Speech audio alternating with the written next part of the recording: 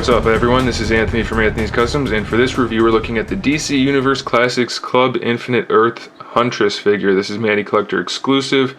Everybody and their uncle has been waiting for a Huntress figure, and this figure is pretty good. It's not bad, but there are definitely a few things that really drive me nuts about it, but it's a pretty decent figure, so you know, overall it's pretty good, and I'd say I recommend it if you're trying to fill out that character in your collection. If you're just looking for an awesome figure, this probably isn't for you. So she stands just under 6¼ inches tall to the top of her little face mask thingies. She comes with an accessory, which is her crossbow. It is all one color, just molded in that purple metallic, which is a cool color, but it would have been nice to have some silver on there. Some paint would have been nice. Definitely would have been nice. She can hold it in either hand. She has the same hands as Wonder Woman as far as the grip goes, but they do have the sculpted parts on there. So that's kind of nice. Different. Those are painted, by the way. She can hold it in either hand, like I said, but you can also hold it, you know, across her chest with her secondary hand on the stock of it. She can do that, or the forward grip. I had it like that a minute ago. I'm not going to do it now. The best way to do that, if you're trying to figure it out, is to put it in this hand first and then get that hand around to it. Then you can do it. Okay, so she has the cape. It's semi-soft. It has the white stripe on it. Not the best white stripe I've ever seen. It's kind of sloppy. Looks like a cheap custom or something like that. And then she has the hair, which is sculpted well and shaded well. The head has decent articulation, side to side, up and down. Pretty good amount for having hair there. The paintwork on the face is not that good though. I don't care for it. The eyes just look way off. They don't look right to me at all.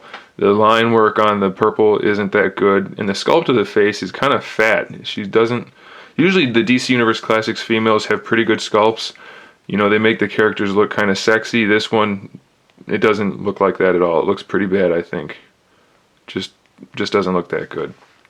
And then she has these little claw thingies that connect to her cape, which of course connects to her back like lots of DCUC figures.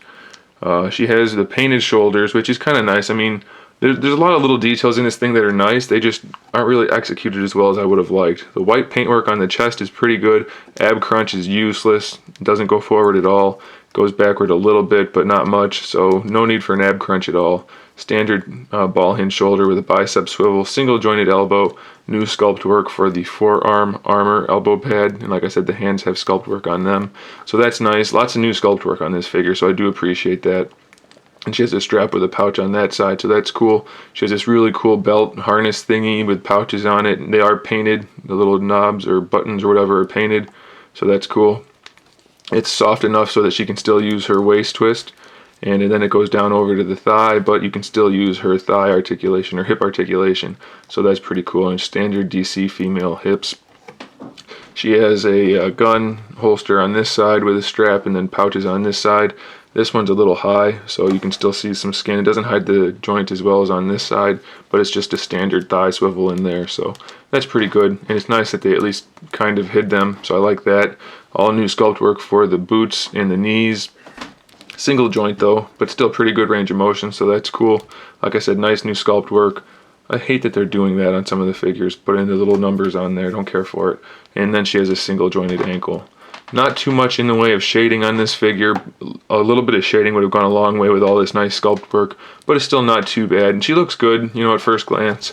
If the face was better, I'd be way for the figure. Since the face isn't so great, and then the ab crunch is useless, I'm just gonna say it's a decent to slightly better than decent figure. Definitely do like a lot of the new details though, so if you're a DC collector, go ahead and get it. If you're a Batman collector, go ahead and get it. If you like the character, get it. It's not going to let you down. It's just not as good as it could have been. So there it is, guys. Thanks for watching. Stay tuned for more figure reviews, custom figures, and other good stuff. And in the meantime, keep collecting.